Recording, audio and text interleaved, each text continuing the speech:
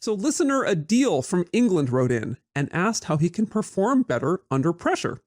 Adil has spoken English as a second language for many years, and he has excellent communication skills. But he notes that in high-pressure situations, he sometimes gets anxious and the words don't come. Plus, his accent becomes more pronounced. So what can he do to remedy this? Well, anyone who's ever been in a similar situation, and that is all of us, knows how Adil feels. Even if we've done a task 1,000,000 times, like speak English, walk upstairs, or navigate the grocery store, under pressure or observation, we get psyched out and lose the most basic of skills. Indeed, a friend told me that once during a lunch interview, she overthought how to swallow and had to sit for a few moments with a mouthful of iced tea before she could collect herself and figure it out.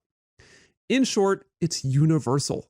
Pressure, whether it's pushing down on me or pressing down on you, makes us second guess how to hold the putter, work the laser pointer, or pronounce niche, or is it niche? Even though we usually do all those things without a thought. So, what can you do in the moment? Whether you're trying to ace an audition, nail a presentation, shoot a free throw, or spell koinonia for the win at the National Spelling Bee, what can you do to pull out all the stops? Well, this week, let's get it done with these 3 tips.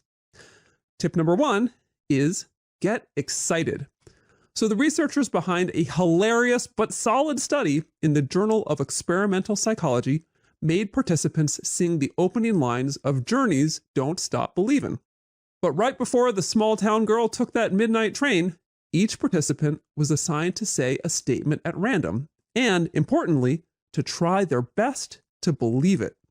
They were assigned, I am anxious, I am excited, I am calm, I am angry, I am sad, or no statement at all.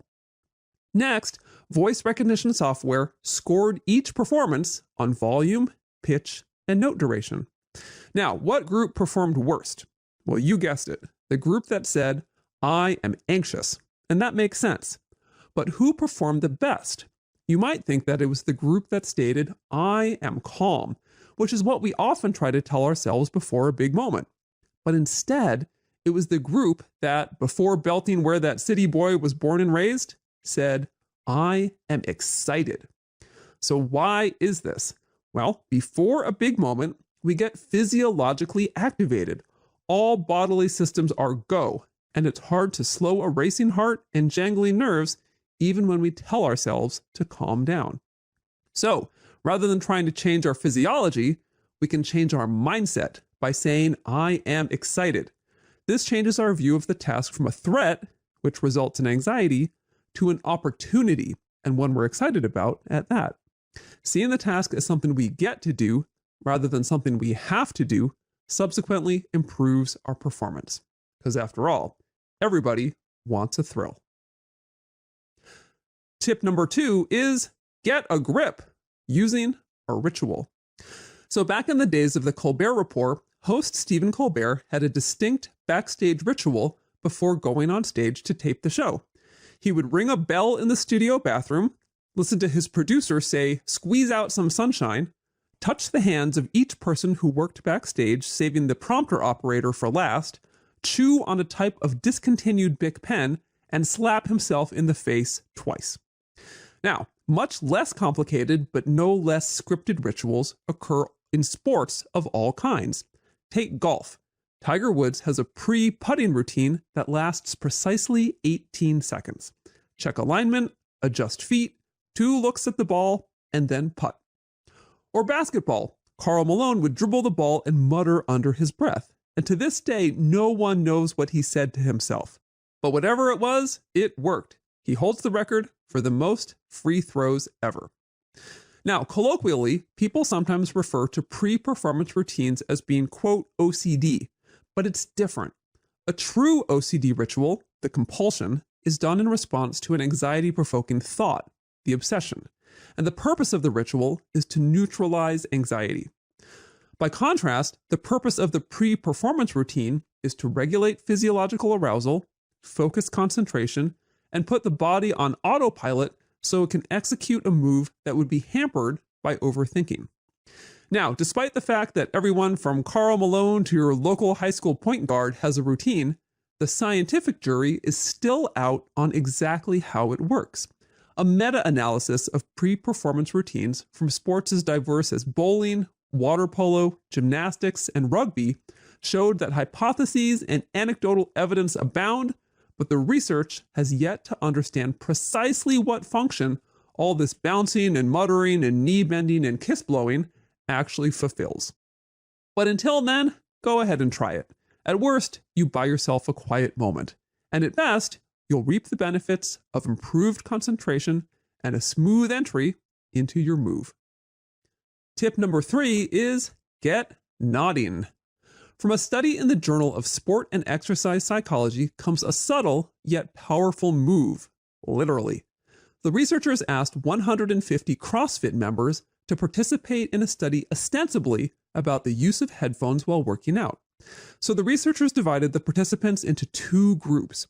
One group was asked to write out and audio record 3 positive statements about their current physical fitness, like, "I'm in really good physical condition," or "I have trained very hard every day," or 3 negative statements, such as, "I get injured way too often," or "I feel more tired than usual."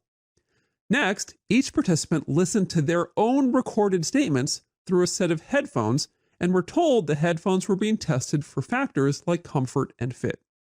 To ostensibly test this, they were asked to move their heads up and down, essentially nodding in agreement without actually being told to nod, or to shake their heads side to side, essentially shaking their heads in disagreement. Then, each participant was asked to do a vertical jump, 30 squats, and 4 deadlifts. And what happened? Well, the participants who nodded yes along to their positive statements turbocharged their athletic performance, jumping, squatting, and deadlifting the best of all the participants.